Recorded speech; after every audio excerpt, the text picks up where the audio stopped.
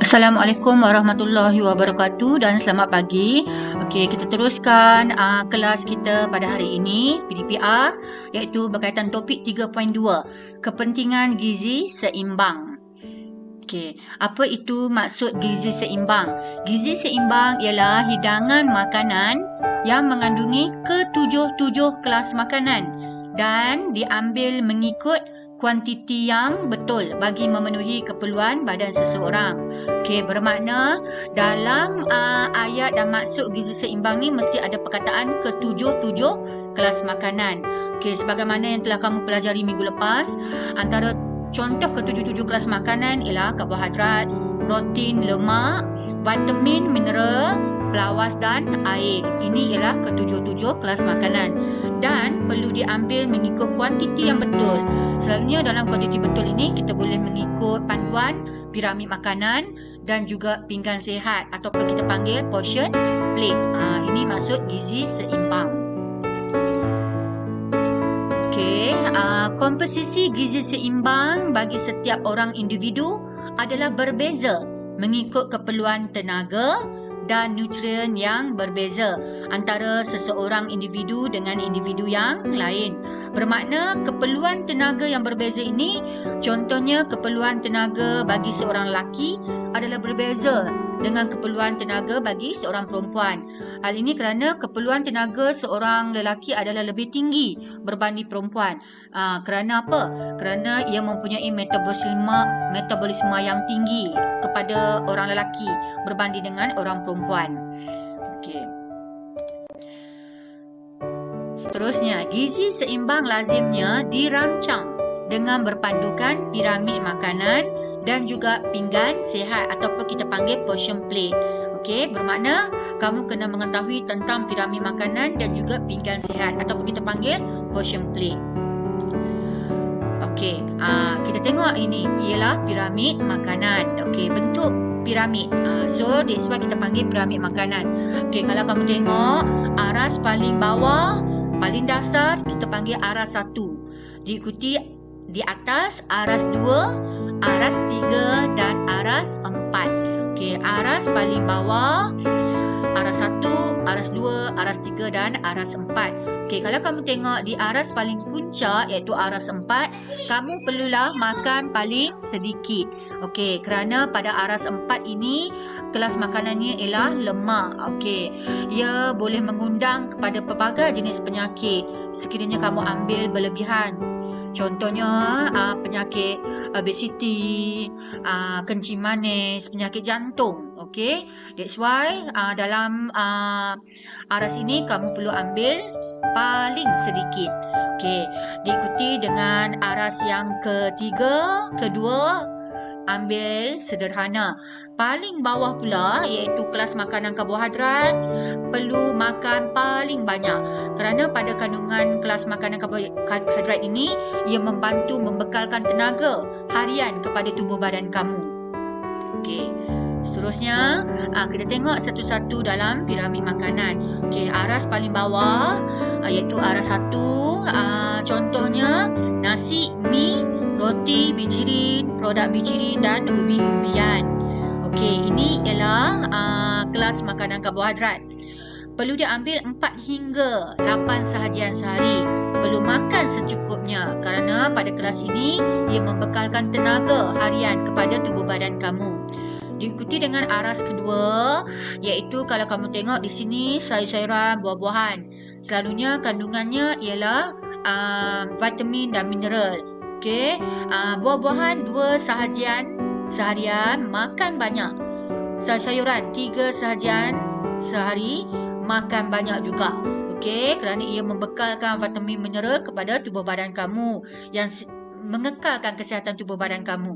Diikuti dengan aras ketiga iaitu kelas makanan yang kamu lihat di sini ialah protein. Okey, protein penting untuk pertumbuhan, membina tisu-tisu baru, membaiki tisu-tisu rosak. Okey, itu adalah fungsi kelas makanan protein. Okey, kalau kamu tengok di sini contohnya ikan, ayam, daging dan legum iaitu sejenis kacang, makan setengah hingga 2 sahajian. Untuk ayam, daging, telur, 1 sajian ikan sehari atau setengah hingga 2 sahajian legum. Okey, makan dengan sederhana. Okey, susu dan produk tenusu juga ialah protein. Perlu diambil iaitu 1 hingga 3 sahajian sehari. Makan dengan sederhana. Okey, dan aras paling atas iaitu aras puncak, aras keempat. Contohnya lemak, minyak, gula dan garam. Kamu perlu ambil makan paling sedikit. Okey, makan paling sedikit. Ini kita panggil piramid makanan Malaysia.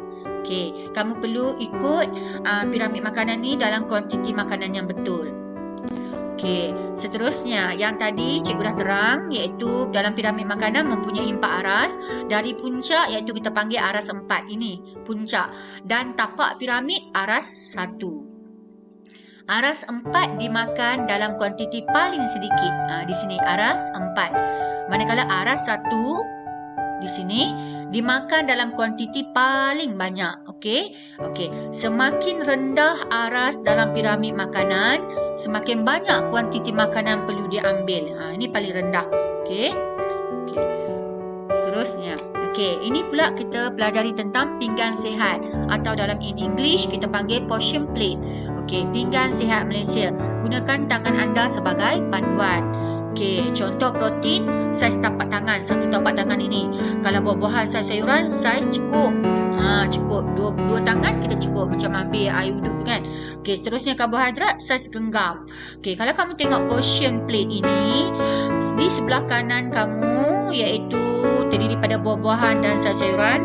Ini kita panggil setengah pinggan. Okey, setengah pinggan. Bermakna kena ambil dalam kuantiti setengah pinggan. Okey, ia penting. Seterusnya iaitu ayam, ikan, daging dan kekacang perlu diambil dalam kuantiti suku pinggan. Okey, ini kelas makanan protein. Manakala contoh nasi, mi, roti, bijirin, produk bijirin dan ubi juga diambil dalam suku pinggan. Okey, ia terdiri pada kelas makanan karbohidrat yang membekalkan tenaga kepada tubuh badan kamu. Okey, sebenarnya ada di tengah-tengah ini iaitu kita panggil bulatan di tengah-tengah yang kecil ni lah. Ada portion plate yang buat, ada portion plate yang tak buat. Iaitu merupakan kumpulan lemak seperti minyak dan mentega perlu diambil dalam kuantiti yang sangat sedikit. Ini kita panggil pinggan sihat. Okey, macam tadi cikgu dah terang sekali lagi. Di sebelah kanan kamu iaitu buah-buahan sayuran, isikan separuh pinggan ataupun setengah pinggan dengan buah-buahan dan sayuran. Okey, seterusnya isikan suku pinggan dengan nasi atau sumber karbohidrat yang lain. Ini suku pinggan. Dan isikan suku pinggan dengan ikan atau sumber protein yang lain di sini. Okey, contoh kalau katakanlah kamu ni vegetarian, tak makan ikan, ayam, daging, kamu boleh gantikan dengan sumber protein tumbuh-tumbuhan seperti kekacang. Okey, pinggan sihat ditunjukkan merupakan jumlah kuantiti relatif pelbagai kumpulan makanan dalam gizi seimbang yang terdiri daripada 7 kelas makanan yang patut diambil dimakan dalam sehari. Bermakna dalam pinggan sihat ini mengandungi 7 kelas makanan, termasuklah air. Okey. So, tugasan sains kamu hari ini ialah kamu dikehendaki fahami video ini, baca nota dalam buku rujukan dan buku teks. Seterusnya, answer the Google Form quiz given. Okey, di bawah ni. Okey, cikgu akan bagi dalam grup WhatsApp. Pastikan kamu dapat markah yang tinggi setelah kamu fahami video dan baca buku teks dan buku rujukan. Okey, setakat sini saja kelas kita. Sekian, terima kasih. Assalamualaikum.